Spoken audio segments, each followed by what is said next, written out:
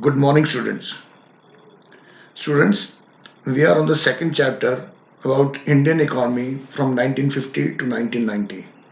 We have already covered planning periods, objectives of planning, agriculture sector, and all about agriculture sector. Today, now we are switching over to industries. That is industries from 1990.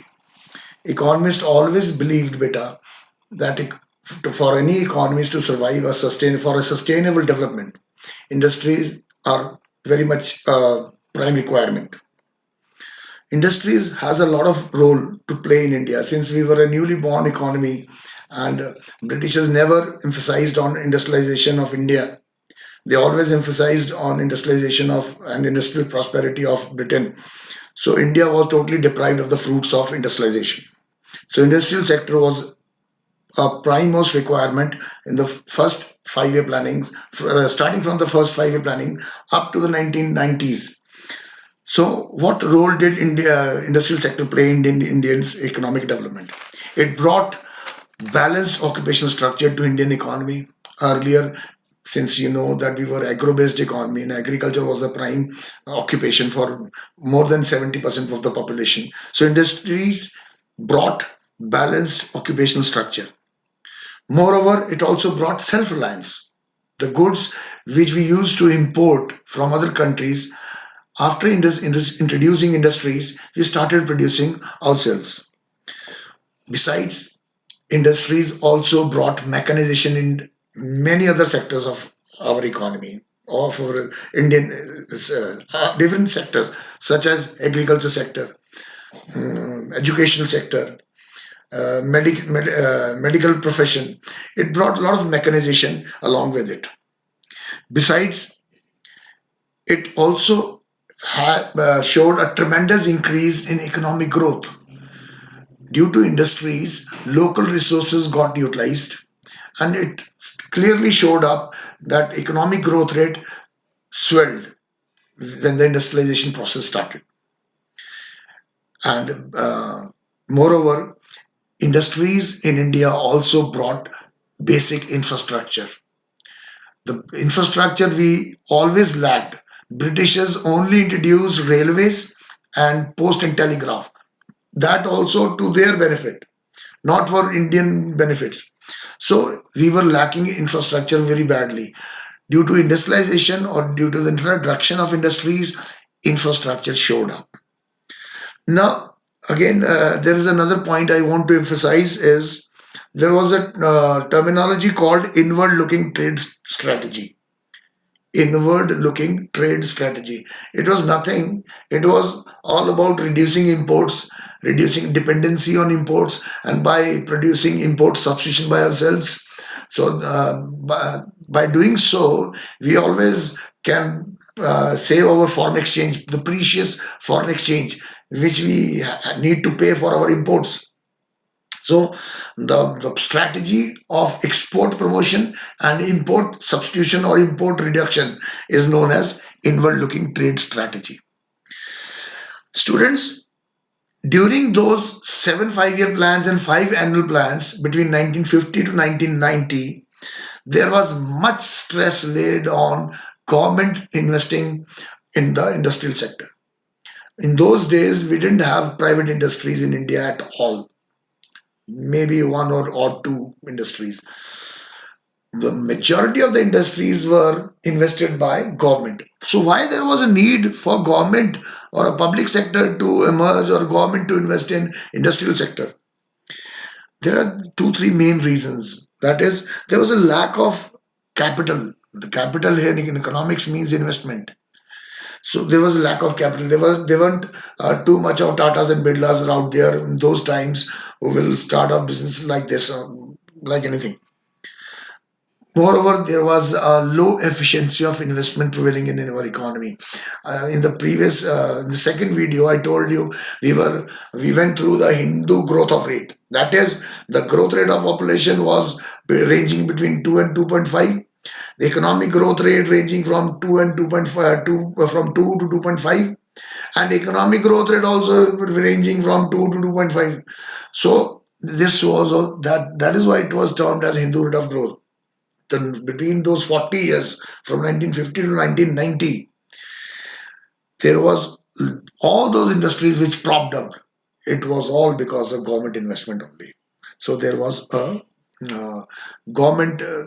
Uh, there was a need for government to invest in industries, and due to the low standard of living, the efficiency of the expected return from the investment was not too high. So there was low efficiency of investment. So that is another reason that government had to invest. Besides, constitutionally, we are a welfare state, and our prime objective or our directive principle says that we are a welfare state. So, government has to balance out growth and economic welfare. That is social justice. So, that is another reason government has to invest a lot more in industrial sector. So, then beside these are the features and some of the role of government industries. Now, there was a industrial policy resolution that is famously known as the IPR. What does it mean? IPR means it implies the guidelines, rules, and regulations which are set for industries to begin with, to operate, and to prosper. For all stages, the government which lays guidelines or set of rules, that is known as industrial policy resolution. In 1947, we got our freedom. In 1948, there was the first IPR, Industrial Policy Resolution, which was introduced. That was in 1948. But in your syllabus, it is 1956, and there is hardly any difference between IPR of 1948 and 1956. So, according to the 1956 Industrial Policy Resolution, why there was need to introduce IPR in the first place? To accelerate economic growth, to develop heavy machines and tools industries, the basic industries, to expand public sector industries, to remove inequalities of wealth. There should not be a concentration of wealth in few hands only. So these were the few of the objectives which stimulated government to introduce IPR. So what were the features of it IPR? The first and the foremost, the only feature of the IPR is that the industries was classified into three categories. In IPR of 1948, it was classified into four categories. In 1956, they converted into three categories. What are those categories? The first categories, somewhat 17 industries were incorporated, and these were industries which would be entirely owned by the government, such as atomic energy, arms and ammunition, such industry. In second category consisted of 12 industries which can be owned and regulated or controlled by the government, such as fertilizers, machines and tools, such industries. And third category was left open for the private sector, for the whole of the private sector to invest. So this is and there was another policy was introduced in IPL 1956. That was industrial licensing policy.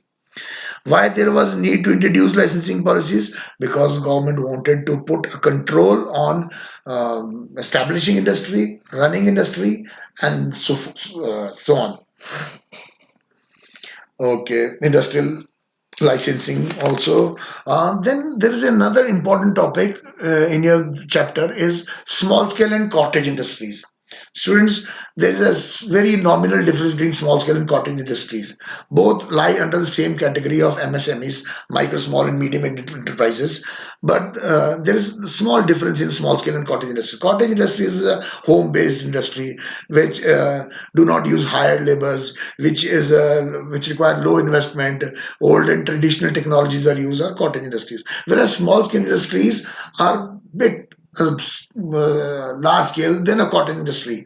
For example, if there are 15, ranging from 15, less than 15 or 15, or maybe 20 hired laborers using localized raw materials, investment is up to 1 crore or maybe they have increased in recent past. So these are the small scale industries. So what are the importance of small scale industries? Importance of small scale industries is way too much.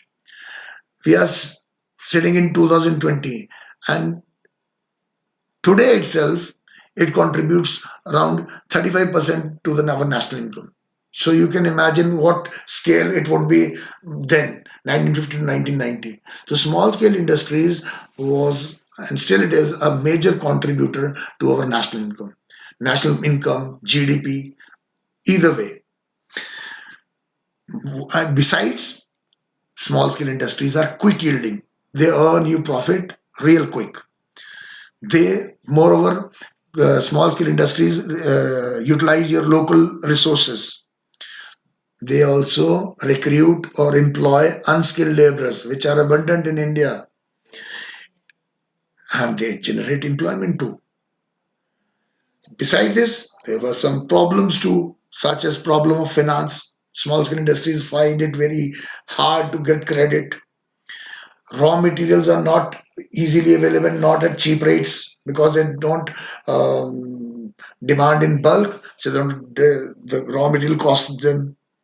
Then there is a problem of marketing. They find it very difficult to sell their produce in open market. Uh, so these are the few of the problems which are being faced by the small scale industries.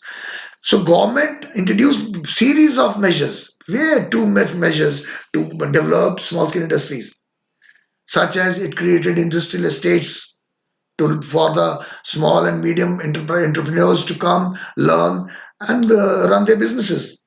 Formation of National Small Scale Industries Corporation, um, provision of credit for small scale industries, loan assistance programs were introduced by the government, allocation of resources in 5 year plans and annual budgets for small scale industries, establishment of Khadi Gram Udyog Limits Samiti.